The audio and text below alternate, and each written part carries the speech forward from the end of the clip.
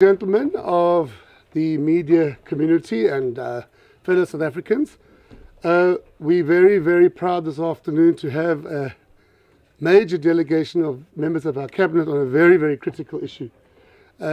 Last week, our president announced a major intervention in the manner in which we approach something that, as our nation, we've all felt in many ways, either in our economic space or in our family environments, holding us back from moving forward to the development and to the country we want. And we feel very encouraged that in the week that's gone by, yourselves as the members of the media have shown a lot of interest in this announcement of this emergency action plan that the President put in place. And I'm quite delighted to present to you all 7 of the ministers from that crisis committee which the President put in place, who are going to share with you under the leadership of the Minister and the Presidency today some more details. So please, ladies and gentlemen, it's my pleasure to hand over to Mr. Mondli Gungubela, the Minister in the Presidency, who will do an introduction on behalf of the team, and then we will have an opportunity to field as many questions as you like, and some of the details that some of you have mentioned in your articles that you think we need a bit more detail. So, Minister in the Presidency, if I could invite you to come forward and take over, please, sir. Thank you.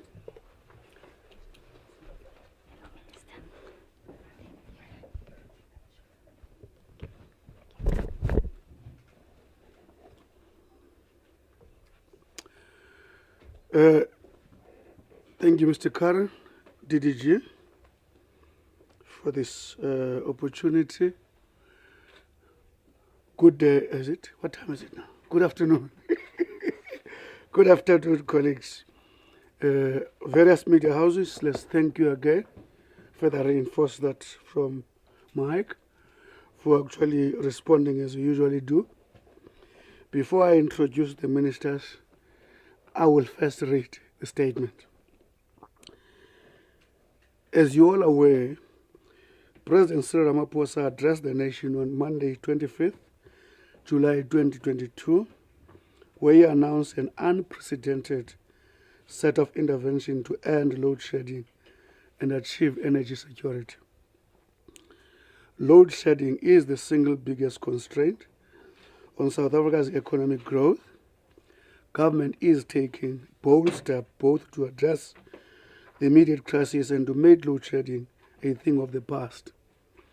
Further, we are mobilizing all of the resources at our disposal and will do whatever it takes to achieve energy security. I must emphasize that achieving energy security is our single most important objective as a country to enable economic growth and job creation. Our short-term objective is to reduce the severity and frequency of load shedding through immediate measures to stabilize the energy system. Our long-term objective is to end load shedding and secure energy security and secure energy for the country. I beg your pardon. In this regard, government will focus on the following.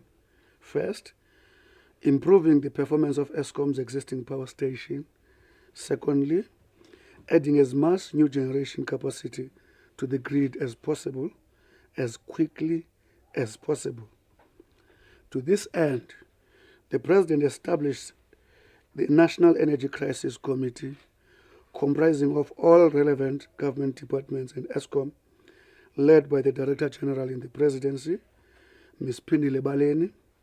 This structure reports to an interministerial committee which will be chaired by the President and comprises the Minister in the Presidency, the Minister of Mineral and Resources and Energy, the Minister of Public Enterprise, the Minister of Finance, the Minister of Forestry, Fisheries and the Environment, and the Minister of Trade and Competition. Several options have already been taken to address the shortfall in electricity supply, which is the main cause of load shedding. Some of these actions include, first, changes have been made to regulations on new generation capacity to allow municipalities to procure power independently. As a result, several municipalities are in the process of procuring additional power. One of the first steps President Cyril Ramaphosa took was to revive the renewable energy procurement program. This enabled 2,205 megawatts from the bid window 4 to proceed to construction, the majority of which has now been connected to the grid. A further 6,800 megawatts of solar PV and wind power is being procured in terms of the current ministerial determination. This additional generation capacity will connect to the grid from late 2023. Another 3,000 megawatts of gas and 513 of battery storage will be procured through the next bid windows. In 2021, we raised the licensing threshold from 1 megawatts to 100 megawatts. This has resulted in a pipeline of more than 80 confirmed private sector projects under development with a combined capacity of over 6,000 megawatts, several of which will commence construction this year. Eskom has established an independent transmission company and is on track to separate its generation and distribution businesses by the end of 2022. These are just few examples of the intervention government has already put in place. However, we recognize that we need to be responsive to the situation as it develops. The severe load shedding which we experienced last month showed that additional actions are necessary to restore system stability and increase generation capacity. Today, the ministers will be unpacking, depending on the questions that the floor raises, in more detail as we outline the next step to ensure effective implementation. The plan announced by the President includes the 5 interventions with specific actions and timeframes to address the electricity shortfall. Here are these 5 action interventions. 1, fix Eskom and improve the availability of existing supply, enable and accelerate private investment in the generation capacity, accelerate procurement of new capacity from renewables, gas and battery storage. 4, unleash businesses and households to invest in rooftop solar. 5, fundamentally transform the electricity sector to achieve long-term energy security. The Crisis Committee has already begun to meet regularly to ensure that these actions are implemented swiftly. 8 work streams have been established to ensure coordination across government, and discussions are underway with private sector and other social partners to ensure that the best available expertise in the country is brought to this effort. The safety and security work stream under the energy net joints have already made progress in tackling sabotage, theft and fraud at Eskom power station and other key installations. As the President said in his address to the nation, if I open quote, the crisis that we are facing requires that we should take bold, courageous, and decisive action to close the electricity gap, close quote. This is our overriding objective as government. At this point in time, ladies and gentlemen, we are going to go straight. This is based on the assumption that the plan has been read by you several times. The ministers are here to respond to whatever questions that emanate from you reading the plan. If I start from my right, not politically, is Minister Patel, Trade and Industry, followed by Minister Kele, South African Police Service, followed by Minister Godongwana, Minister of Finance, followed by Minister Gordon, Public Enterprise, followed by Minister Mantash, Mineral, Resource and Energy, followed by Minister Chrissy, Environment, Fishery and Forestry. If I left anything, you will fill in, Minister Bob. Now, colleagues, we are business in our approach. We want to spend most of the time interacting with your questions. You can shoot. If we can take the first round. Good afternoon. Yes. So far, we don't have any questions. All of you? Or online, on WhatsApp groups. Online, okay. Or online, there are no questions. But I suspect here there are questions. Unless the president was too clear. Yes? Looks like govern. Govern. So much so it's Governor from ENCA. Obviously, this is a plan for emergency procurement of additional generation capacity. You can't hear you, govern. Speak up. I'd like to know how much additional generation capacity would be procured in the short term to immediately address ESCOM's shortage. And from the different avenues of procurement, the private sector, fixing ESCOM, the IPPs, the rolling out of more power lines, which of these mechanisms would be utilized first or has been utilized already, and how much is it brought on in additional capacity? Is that all, governor? No, Minister. I've still got... Okay, still come. go through the whole plan. I have more questions. Because you're alone, come with more of your questions if you have. All right, thank you. The plan also suggests the extension of ESCOM power lines and seems to suggest the rolling out of the additional power lines where there is low to medium environmental sensitivity. Does that suggest then deviating from environmental impact assessment requirements? Will that be skipped? It also suggests rolling out or the enablement of IPPs construction on projects from bid window 5 and 6 urgently, taking into consideration some of the localization requirements and how that would affect the red tape. Does that mean that some of the localization requirements of those contracts would be deviated from so that they could be done quicker? And then I have more, but I just need to... No, you are alone. Ask the questions. I'll just get that for now. Ask the questions. You are alone. Eat. Just eat, Governor. Because I don't see another hand. You've mentioned that significant progress has been made in dealing with sabotage, theft, and fraud of ESCOM infrastructure. Could you just highlight what do you think the most significant... Can you repeat that question, Governor? Excuse me? Can you repeat this last question? You've mentioned significant progress has been made in addressing the sabotage, theft, and fraud of electricity infrastructure. I'd just like to highlight what you think the biggest progress has been. Have you managed to isolate the syndicate which you believe is behind some of the sabotage or identified them? If so, who are they, please?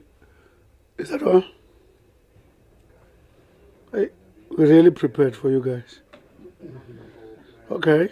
If it ends there, Ministers, is the first time I come in this briefing. Only one journalist speak. So the first question.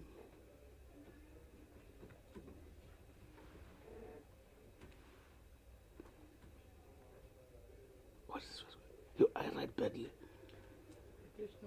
How much additional capacity? How much? Huh? Yes. How much energy required to ensure that in a short term we reach the effect as promised? PG?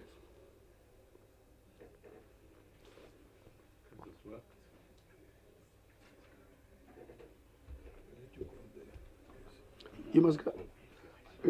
Can you hear? Are you able to hear him there?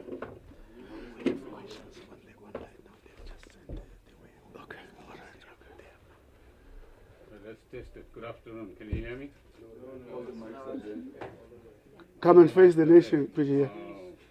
No, but if it's not working, you must come here.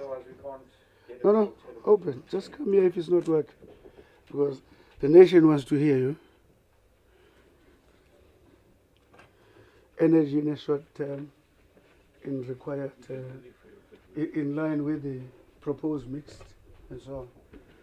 Thank you.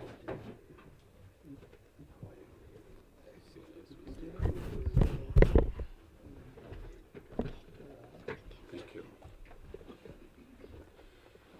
So I said good afternoon, and hopefully we can agitate you to ask more questions in a moment. So in terms of immediate power, the first issue is how do we get a better output from existing plant? And here, after long discussions with the Eskom team, we've identified 6 power stations, let's call them the top 6, which are going to get a lot of attention in terms of maintenance. And by maintenance, we mean getting parts ready, getting contracts ready, having the money available, having original equipment manufacturers available if we need them. And those top 6 power stations are Kendal, Majuba, Tutuka, Kusile, Duva, and Matla. So that's the first step. The second step is the question of getting consent from my colleague next to me, Minister Mantashe, to buy what they call standard purchasing process. And here what we're talking about is current IPPs are not using necessarily all of the power that they produce, so they have surplus.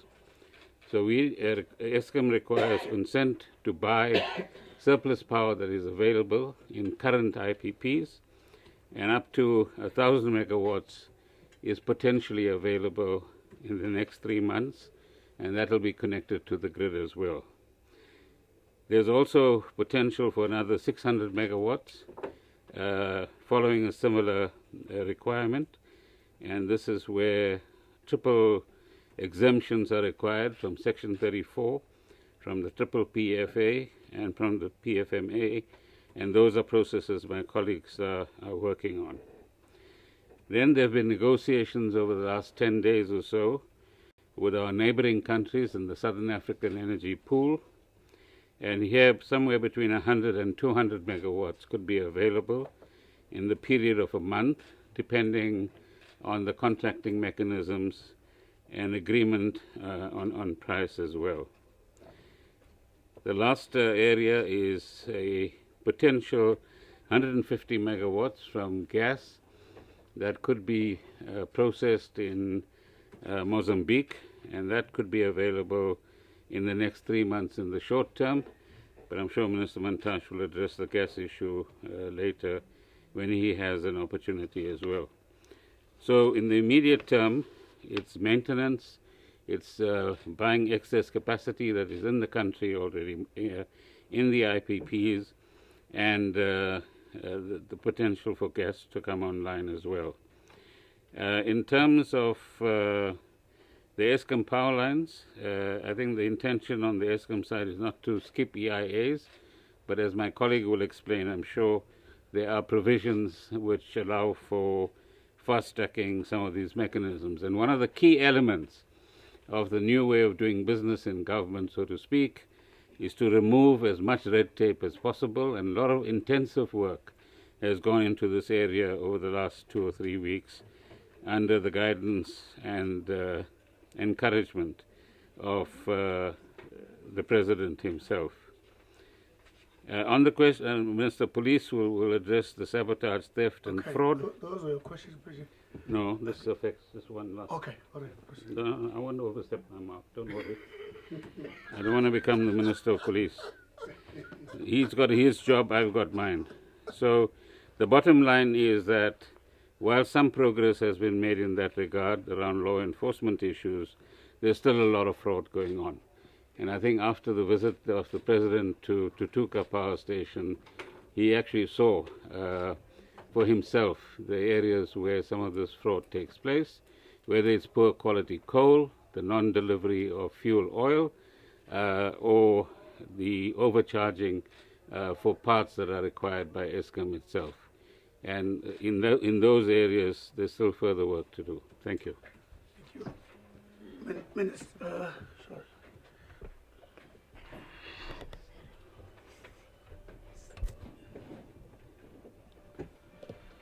Minister Christian, environmental sensitivity.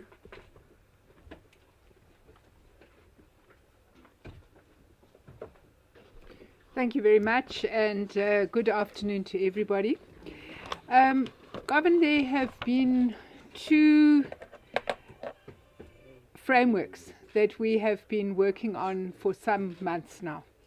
The first is an environmental screening tool, which is available to all environmental practitioners. And what it does is it identifies areas of low, medium, and high sensitivity, environmental sensitivity. And the intention is to be able to use this screening tool going into the future in a range of situations so that we can streamline environmental impact assessments. Now, working together with this tool, we have also been working on a standard for the development and expansion of power lines and substations in identified geographical areas, and we are in the process of gazetting those areas at the moment. And based on compliance with the standard for the development and expansion of power lines and substations, they can be excluded from the need to obtain an environmental authorization prior to commencement, as long as they're being developed in areas of low and medium sensitivity. And of course, the obvious question that you would then pose is, how are you absolutely sure that this is an area of low or medium sensitivity? So there will be a requirement for a registration process, and that registration process will require a walkthrough by a qualified environmental practitioner of the area to confirm that it is indeed of low or medium sensitivity. And of course, what we know is that an area can generally be of low sensitivity, but there might be a wetland or an endangered vegetation, and of course that particular area would then need to be excluded from the development. In addition to that, it's also important to say that we have already identified 5 electricity transmission corridors, and it's when this particular infrastructure is located within those transmission corridors, and obviously we have worked with Eskom on identifying those corridors, that these provisions with regard to not needing an EIA would kick in if it's areas of low and medium sensitivity. Thank you very much.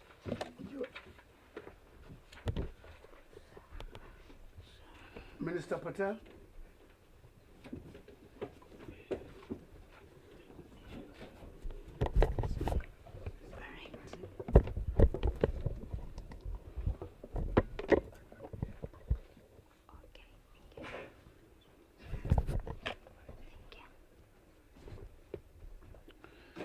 Well, thank you very much, and thank you, Minister Gungubele.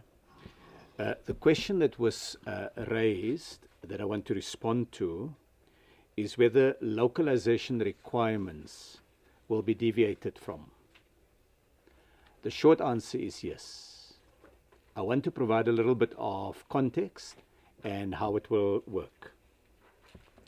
The bid window 5 currently has a provision that requires certain components to be manufactured locally and to go into the construction of both wind and solar plants.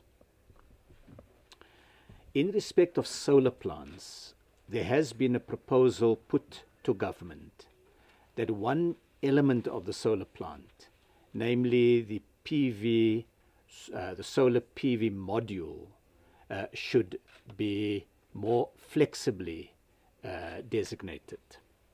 Now, the PV module consists of the cells. They basically transform the ray of the sun into electrical energy. There's currently 2 producers of these modules in South Africa. The one is based in eThekwini, it's it's Art Solar, and the second one is based in Buffalo City, it's Seraphim. I'm advised that these 2 firms together have invested about R750 million in building local capacity for the new program that government has announced. We've taken the view in government, set out by the President in the address to the nation, that the priority is to get as much electricity, as much energy into the grid as rapidly as possible. That's fundamental. It's important for the economy, it's important for growth, it's important for industrialization and even our localization ambition across the economy. It's important for ordinary South Africans. And so therefore we've taken the conclusion to that view that the localization targets for component manufacturing, in this case the PV solar module, should not retard the speed with which the independent power producers and Eskom can get energy onto the grid. So to ensure that local content measures complement and support the rapid rollout of new energy, we've developed a flexibility framework for bid window 5. This flexibility framework covers solar PV panels specifically, because that's the area that the market has come back to us and said they would like to get some flexibility. There are two elements to this flexibility. The first is that there is a current requirement for 100% localization of PV panels or modules. This will be reduced very drastically to 35%. And these would then be produced by these two firms that I spoke of. Secondly, within this 35% that will be produced locally, if there are any delays or any challenges with supply, there's also an exemption facility that will be put in place. This is a wide deviation, and it's put in place because we believe it's most helpful to the economy, and at the same time it's been structured to enable local production of some of the demand from local producers. For future bid windows, the localization targets are intended to be incrementally increased to allow the scaling up of local production, to create jobs, and to strengthen supply chain security. Members of the media would have seen how disruptions in global supply chains have affected the South African economy, and we want to address that by building that capacity locally. And in addition, special emphasis will be placed on location of new component production facilities closer to areas that are affected by the energy transition. So that, in broad terms, sets out the approach that we've taken, a high level of flexibility and putting the priority on the rapid generation of new energy that can come onto the grid. I hope that provides sufficient context to the approach. Thank you. Thank you. Thank you, Minister. Minister Keller. Security and sabotage.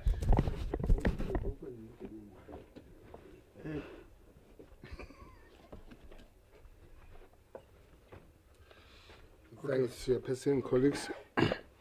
2 Saturdays ago, I was just wondering why I was invited in the panel or the visit that was undertaken by the President to some of these stations with the Minister of Energy and the Minister of Public Enterprise. I was really wondering until I sat down and I listened and I realized why the President has brought me in.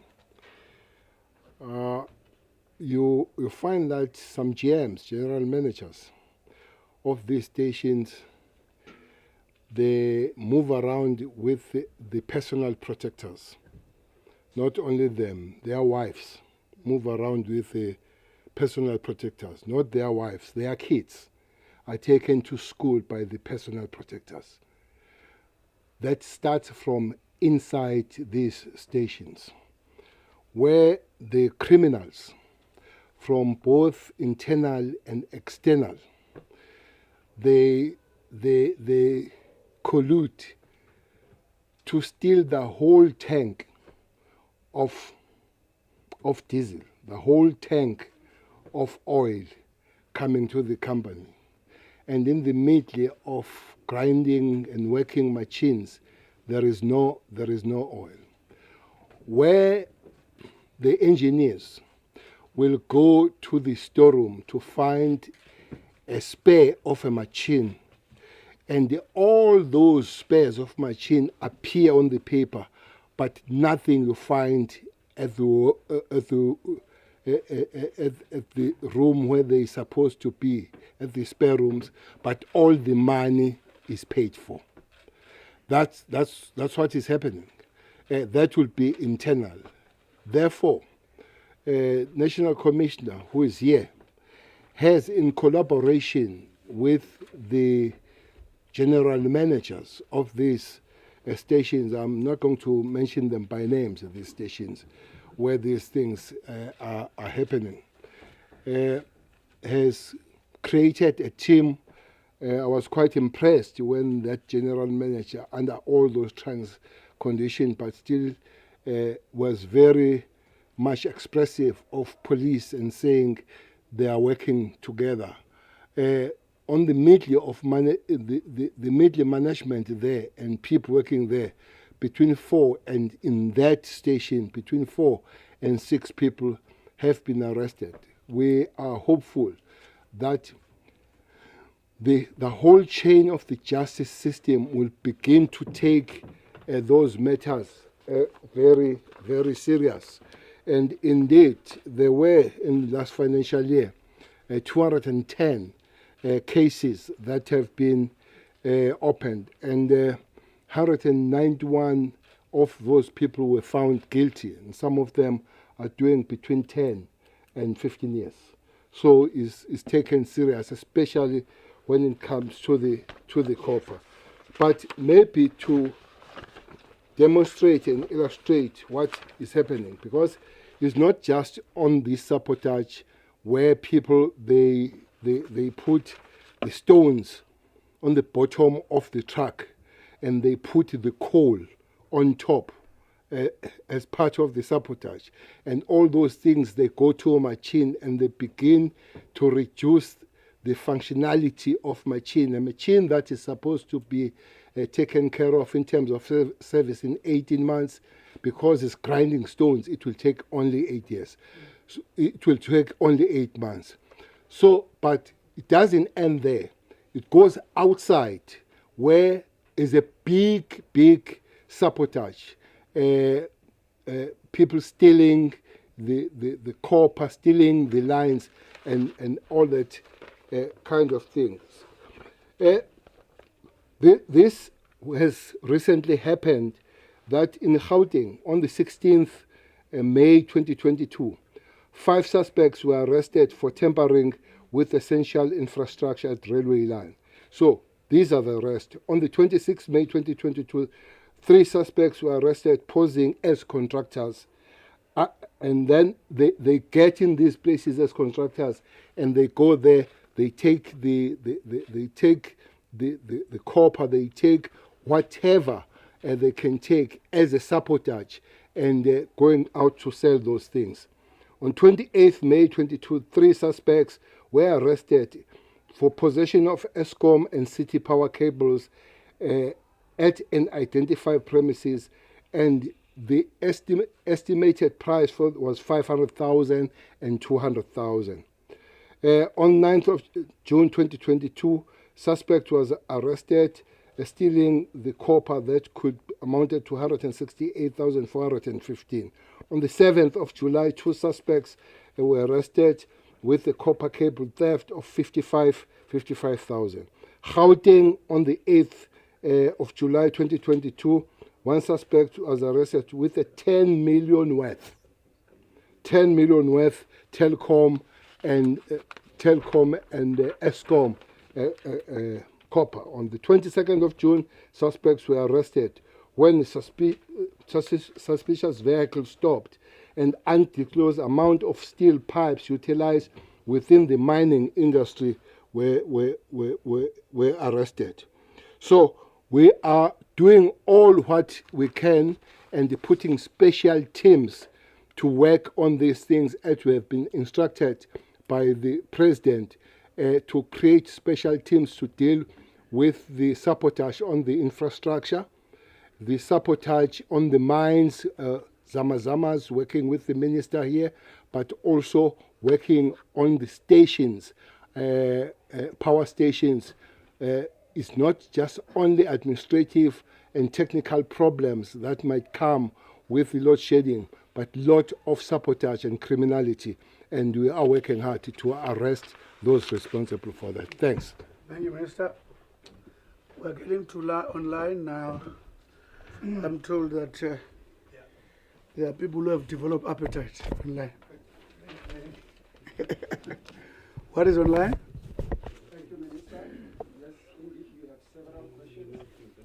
Several questions online, colleagues. I'll start with Carol Payton from News 24. Minister, we have had numerous IMCs and a war room of ministers. How will this energy crisis committee be different from those previous efforts that have achieved so little? The next question is from Komri, Amabungana Center for Investigative Journalism.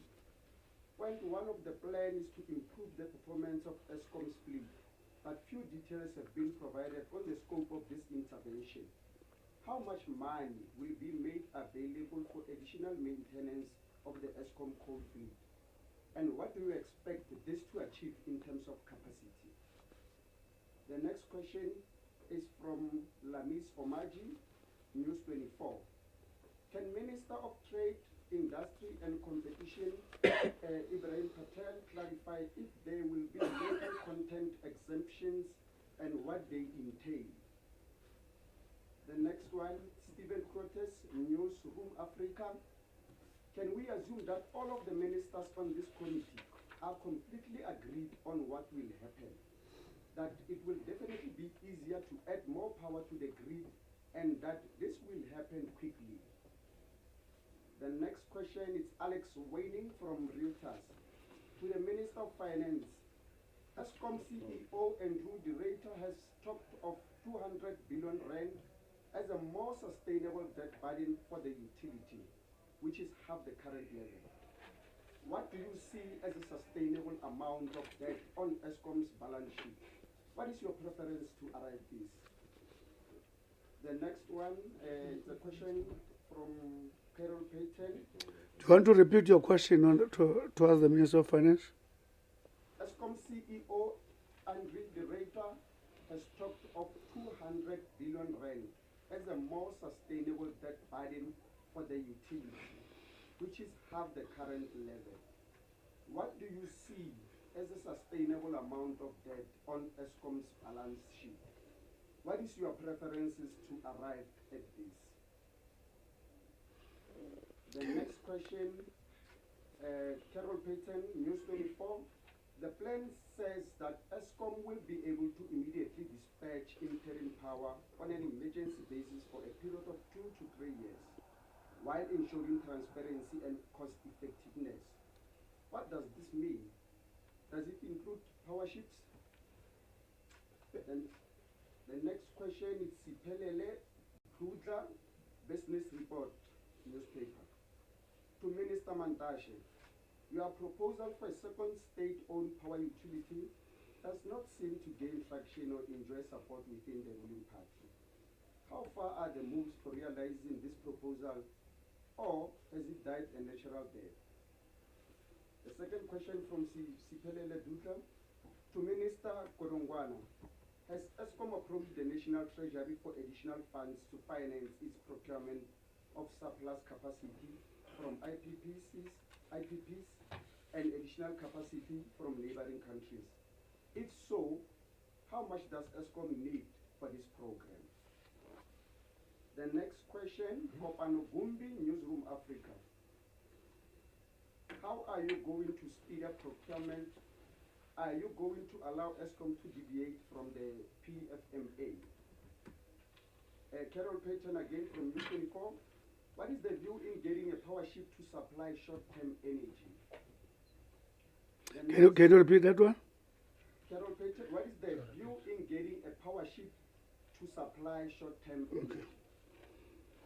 Okay. The next question, the Nene Erasmus from Business Day. Can Minister Mantashe provide an indication when the determination will be gazetted to lift the 100 megawatts licensing threshold on private generation? The next question, Anastasia Mukubu from Jacaranda FM News. Is there perhaps an update yet on the actions to be taken regarding Eskom's debt? Also, have policing resources been deployed yet to Eskom and specifically power stations to address the issue of sabotage? Finally, can you please update us on update? I think you wanted to say update. Can you please update us on progress with negotiations with neighboring countries to purchase additional capacity? Carol Payton again from News 24. To Minister Gorongwana, will you be increasing Eskom's drawdown from the budget given the promise to Eskom to fund more maintenance? And how much will that be? The next set of questions, they are from Terence Klima, Engineering News. The first one, when will a ministerial determination be published to cater for all the remaining capacity available under IRP 2019? Can the IPP office accommodate the increase in bid window 6 to 5,200 megawatts within the same bid submission time frame in which days? The third question, what adjustments will be made to ensure bid window 5 project reach financial closure in July and September? The last question from Terence Klima. When will the storage peaking power RFPs be published? The next questions, they are from Carl Cohen, News 24. Why has it taken so long for the department you all collectively lead to recognize not only the national crisis around energy, but to take the lead with tangible interventions to address the various problems with speed appropriately? Minister Gordon, do you agree that outdated ANC policy on energy and the way it is managed and procured, as well as the party's involvement in corruption in the energy space, is partly to blame for the escalation of the crisis since 2007? When will the board of the National Transmission Company of SA be announced? Is the process being held up at the ANC Deployment Committee? The board of? When will the board of the National Transmission Company of South Africa be announced? Is the process being held up at the ANC Deployment Committee? Are there enough people available to take on these roles? The next question is Paul Pecciato, Bloomberg. The president indicated that the IRP will be received and will be reviewed and updated. When will this happen and when will it be released? The last question is Vikas Becker, Network 24. Minister Mantashe, what time frame are we looking at before you make a Section 34 determination in terms of the Electricity Regulation Act to enable the purchase of additional power from the existing IPPs? That's all for now, Minister. Yeah. Made a mistake by challenging you. Huh? Now we've got a lot of work to do. No, wait a bit. What I'm going to propose to ministers, all of you have questions. I'll propose each minister to deal with all the questions that are related to you. But if the question that is related to you has already been answered, you don't have to come and repeat it here. I'll start with Minister Chris. So there's nothing for you, right? Mr. Patel? That's covered. There's localization. Oh, it was answered that question, you're right. Minister Ndwesi, you have spoken on security. Then it's only 3. Minister, all the billions, did Eskom apply for money? And how long will procurement be responsive? And all those issues. You will also deal with all the red tape issues.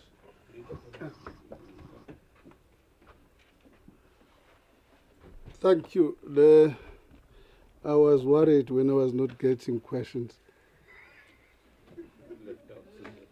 something that is common in imbizos. When we go to president make imbizos, all ministers get questions. I'm the only one who doesn't get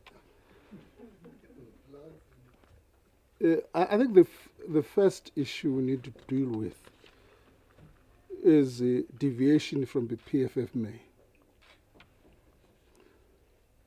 I think one of the things we've said, and the president has said, part of this package will require to deal with red tape.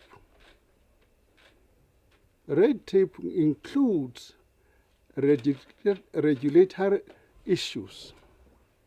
Let me just give an example. One of the things we found out, if you have got the 100 megawatts, people want to, Minister Mantashe raises it to 100 megawatts. You may raise it to 1,000 if you want. But if the regulatory framework is not sorted out, Minister Chris was referring to the environmental part, which she's handling, that it should be quick.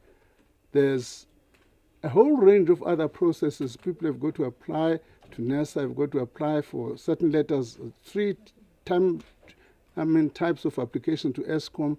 So all of that regulatory thing has got to be managed. So that's part of the deal. The PFMA issues are part of that.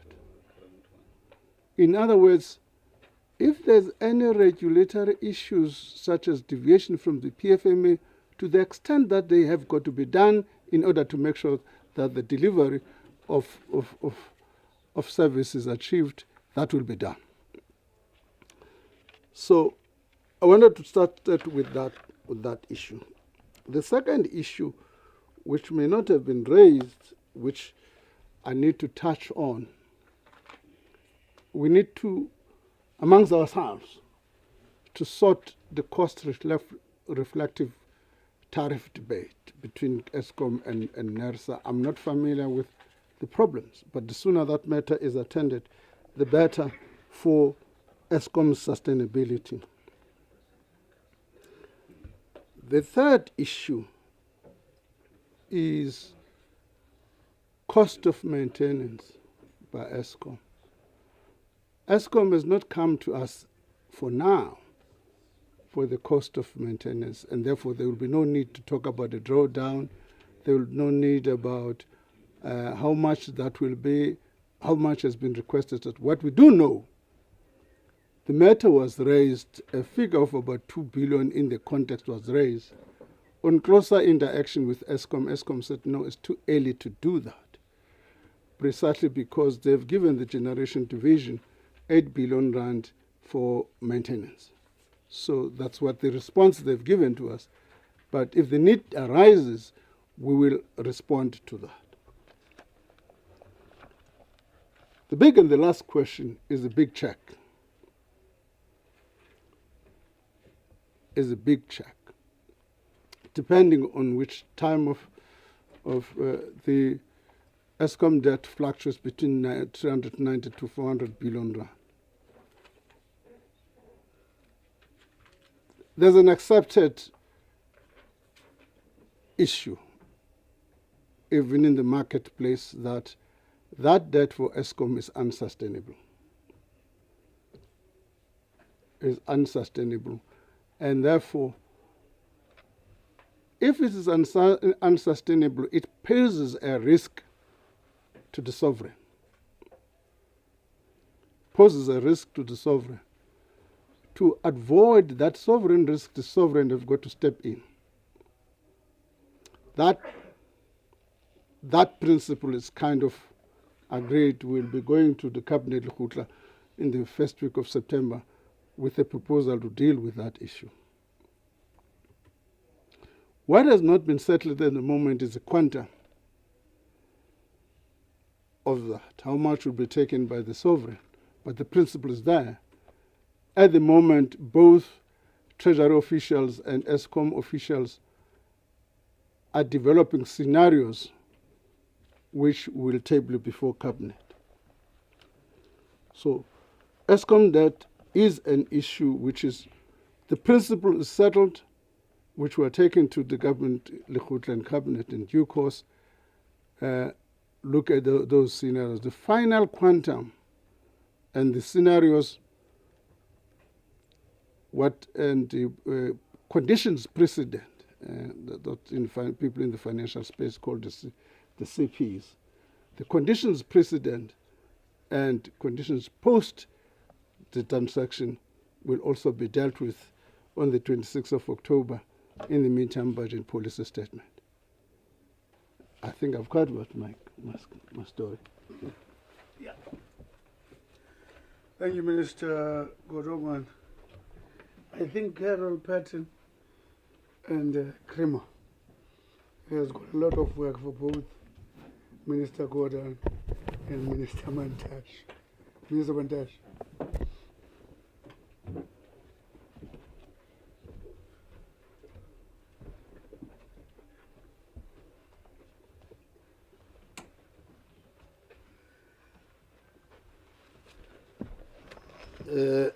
Thank you very much, Minister Kumbele, and everybody. I want to start by answering the question on power ships. I did a lot of consultation trying to get a legal advice on this matter. And the answer is, anything that is not forbidden is allowed.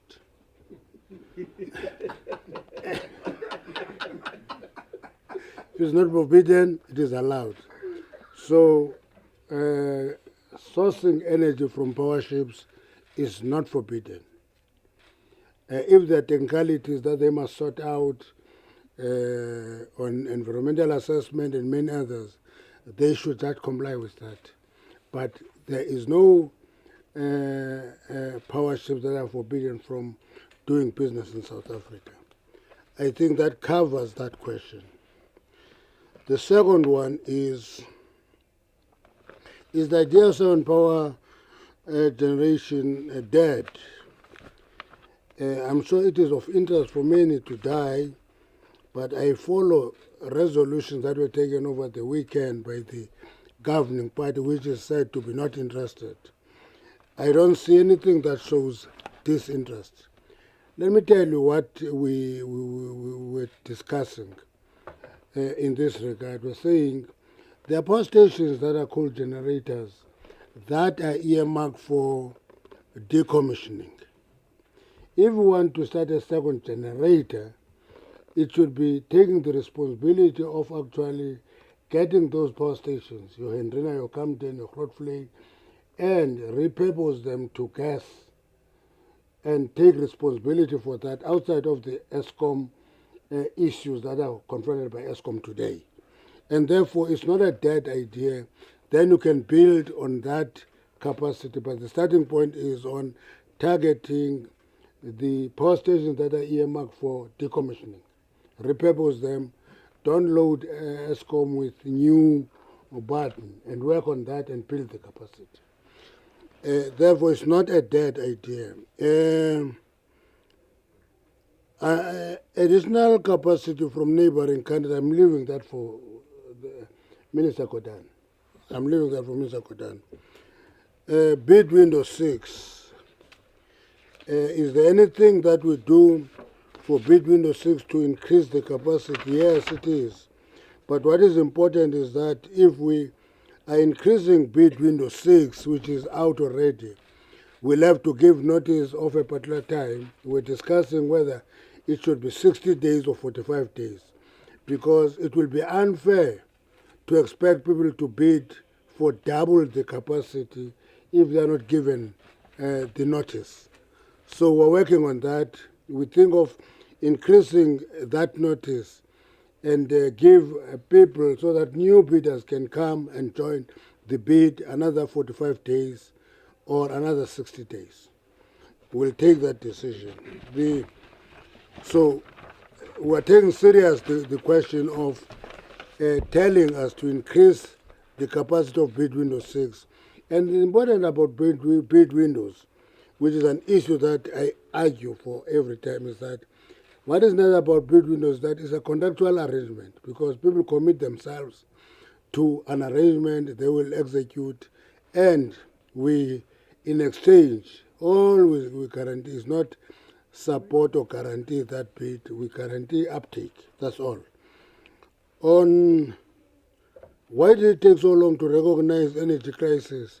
I'm not sure how long is that long, because in 1998, notice was given to the state that, listen, your surplus energy is going to be exhausted by 2007. No new capacity was built. Very late in 2004, a Kusilen Mitubi bill program started in a rush, late. So the state has always noticed that there's going to be a crisis coming our way. Indeed, in 2007, that excess capacity disappeared. When is the IRP review going to start? It's already started already. The team is already looking into the assumptions, because you deliver those assumptions. Somebody said the assumption we used in 2019 were wrong. And I corrected that person, said they were not wrong, they were correct, but time is going on and changes impact on the assumptions. And I said if we work too long on the assumption we make now, after 2 years they will be relevant. So let's move with the necessary speed in developing those assumptions. So that is what we are doing. So the question of reviewing IRP 2019 is underway. Lastly, Section 34 determination for additional procurement, that is ongoing, because Section 34, though it is made to be a big issue, in reality is that we reconcile our determination with NERSA. Once NERSA and department agree, that Section 34 goes ahead. I think those are the questions that were directed to me, not unless something I've left. A minister agreed on 80 megawatts. Obviously, we are agreeing on 80 megawatts to the grid.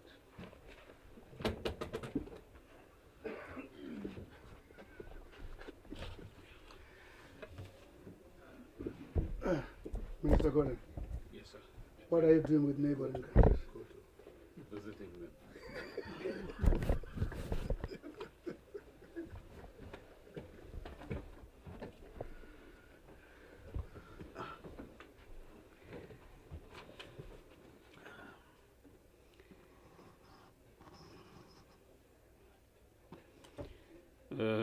Let me start, Mr. Gungubele, because you will tackle the other issues about your liking of IMCs and so on. But let's say to Stephen Crotus, we are completely agreed on what the President has announced. And just to underline the point, part of what was leading to that announcement was the necessity for all of us to work differently, work with a greater sense of urgency, but also work with a greater sense of cohesion amongst ourselves as well. So that's the first point. Ms. Payton's question about dispatchable emergency power refers to either gas or the current OCGTs, which utilize diesel, and those diesel turbines can also be converted to gas turbines. But the key issue is, where do we access gas? So I'm waiting for my colleague, Minister Mantash, to load some gas into his tanks and start delivering them so that we can power Komati, we can power the current diesel turbines with a few changes and get that going. Procurement from our neighbors, that should be concluded, as I said earlier on, in the next month, to bring in anything up to 200 megawatts.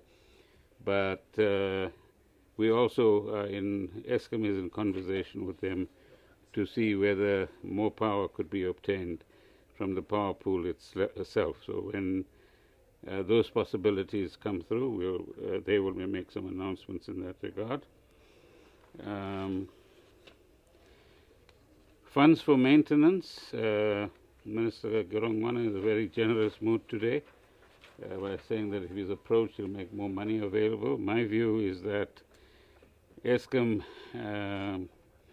must find the cash from within its own resources, and then we'll see what needs to be done. And particularly if we can get rid of the overpricing and the rank exploitation that's happening from contractors of all sorts, which we referred to earlier on, I think a fair amount of money can be saved. As far as storage, in terms of peaking power, Eskom is looking at a new project in this regard, possibly in partnership with a private sector entity, but that's still some years off in terms of actually materializing. Kyle, congratulations on your book. You should send a free copy to the Minister of Police so that he can have a look at it on sabotage. And Minister Mantashe has addressed the question of why it took so long, as you alleged, to recognize the crisis. I think we knew the crisis, but we also must concede that there are so many agencies and departments involved, each with their own set of rules. So the big breakthrough here is setting up this centralized facility, which Minister Gungubele can address a little later, on the one hand, but also a massive reduction in red tape, particularly in terms of the number of days that each entity requires to do the work that their piece of legislation requires them to actually do. Outdated energy policy of the ANC. I don't think the ANC has any outdated policy. The IRP 19 reflected what was relevant at that point in time, under assumptions that were valid at that point in time. And as Minister Mantashe said, those assumptions are being reviewed as part of the overall review of IRP 19. In terms of boards, no, there are people who are available. We have a short list that is under consideration in government itself, and sooner rather than later, several board names need to be announced: the main Eskom board, the transmission board, and possibly also a generation board as well.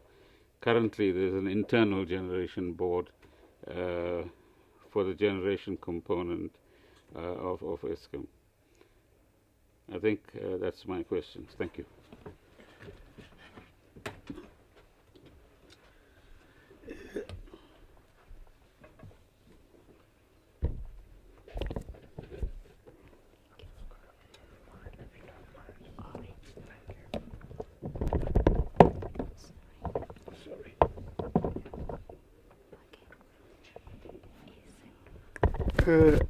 The next question, there are institutional questions that have been raised. There was a question that said, why did it take so long? I guess what matters, it's happening now. This is what we must celebrate. These ministers with the president have been working for quite a long time till this point. Somebody asked how different. It's been this plan is widely consulted. It's enjoying endorsement from various institutions, be they technical, be they political, be they commercial, different type of institution. This plan is supported. And actually South Africa has thrown the ball back to our court by saying, now implement. Now the question is asked, how different? The crisis committee is in place. I will principal these ministers. The key point is that the president has said there's a crisis committee. It's already been meeting, right? So we've been together, and what the president announced is a common message of these ministers. There could be as many different voices, but you will not find any minister outside what the president has to call. Already, a number of them have spoken. I've not heard a single one speaking outside this. So there's oneness, and I think that oneness has demonstrated that there's a decisiveness to turn around. Just to remind ourselves that one of the key things If you look at the 5 key macro demarcated issues, the one that says optimize Eskom's capacity, the one that says accelerate and enable the investment by private sector in the generation capacity. In other words, create conditions for private sector to actually invest in the generation capacity so that we are able to access that through the grid. Accelerate procurement. Minister of Finance has spoken about that. Accelerate procurement to ensure that we access capacity to renewables, gas, and battery storage. These are clear, demarcated areas which are meant for you to independently assess and check if the needle is moving. Rooftops and fundamentally transform the electricity sector. Those are issues, but I thought it is important to you to say, as you ask again, how different this team is going to work. Already there are results.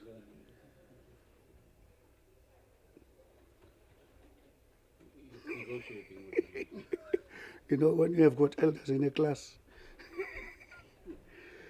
The other issues that we are demonstrating that work is in progress. Changes have been made to regulations on new generation capacity. We have already told you that municipalities are moving in this regard. We are saying one of the first steps President took was to revive renewable energy procurement program. It enabled that 2,205 megawatts.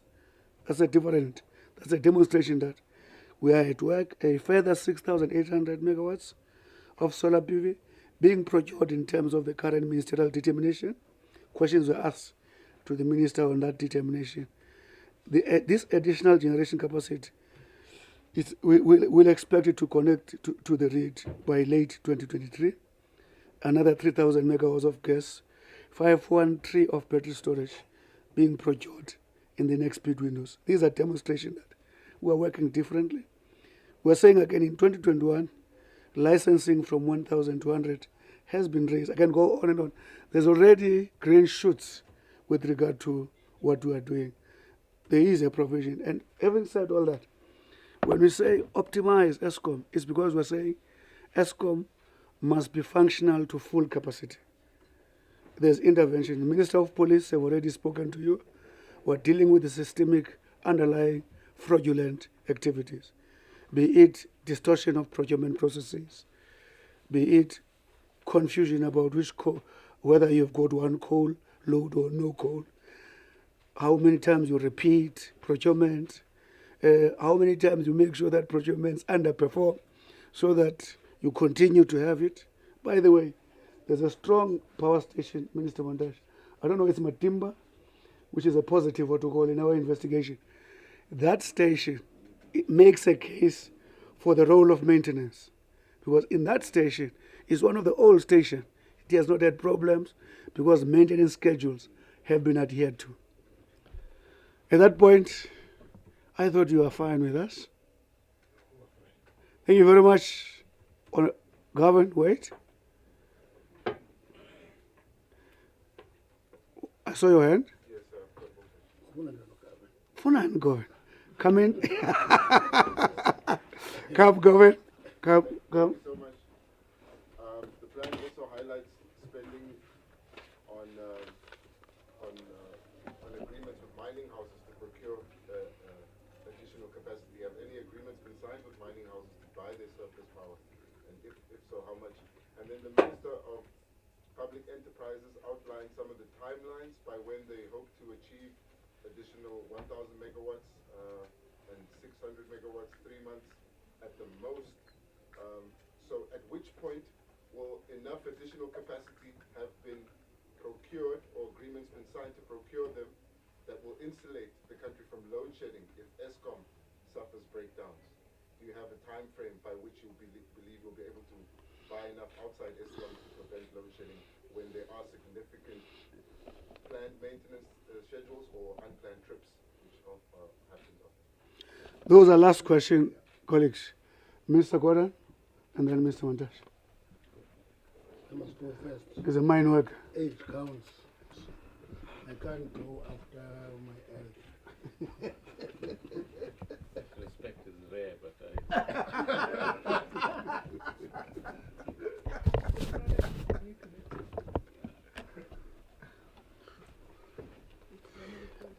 The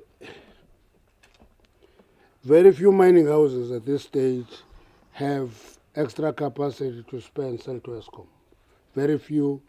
Goldfields is constructing 40 megawatts capacity.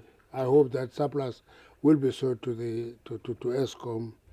Sasol does have extra capacity that is selling to ESCOM. But the rest of them are in the projects that are said to be in the pipeline. So if we say they were getting energy from them, we must take them off the pipeline and finish them, get them into generating energy. So there's nothing much to talk of getting extra capacity from mining houses. We are encouraging them to accelerate their build programs so that we can benefit from them. Thank you. Mr. Gordon. Thank you, Mr. Montage.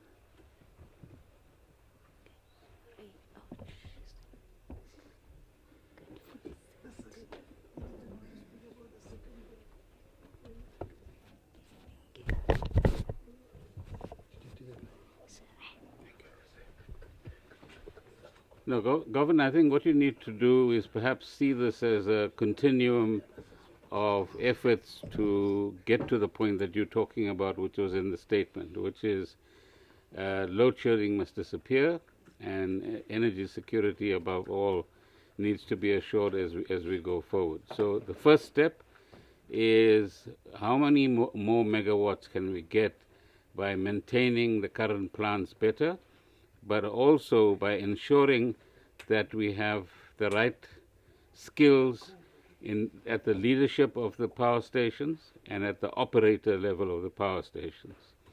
So it's in this context that we'll announce shortly that there's a team of former ESCOM power station managers and more senior managers who are getting themselves together to come into ESCOM to hold hands of the younger power station managers and operators and to ensure that their years of experience are lent to the younger people who have the skills and the qualification but require the experience to actually make sure that those plants are run well.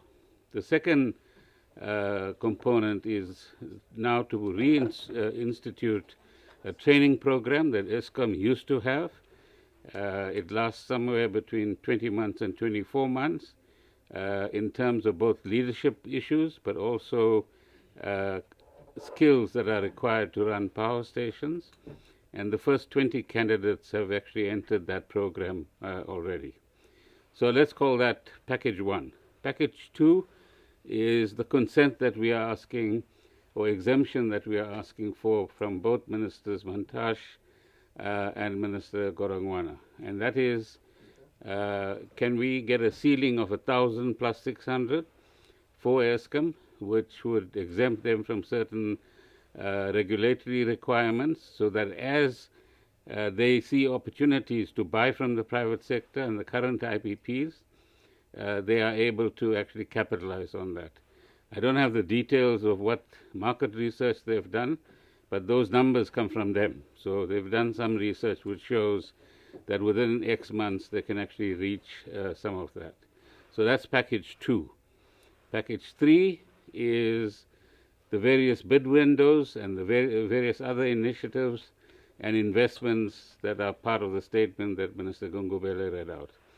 And that's going to take anything between 12 months and 36 months to bring online. And that will take us much more solidly into the direction of saying no load shedding, energy security, you have the right energy mix, and the country is safe from load shedding, but also any scarcity of megawatts as well. So if you see it in those 3 packages, it might help to understand where we're going.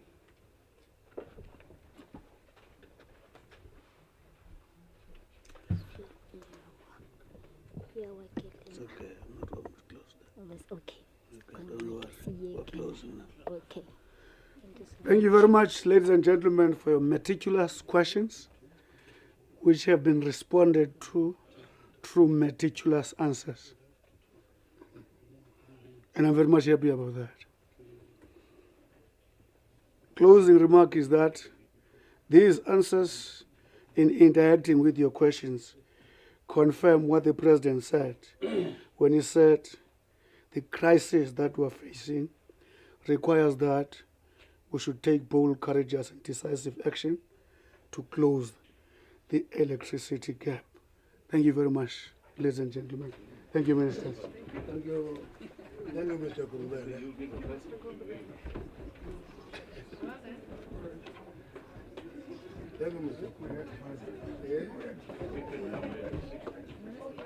No, but this is the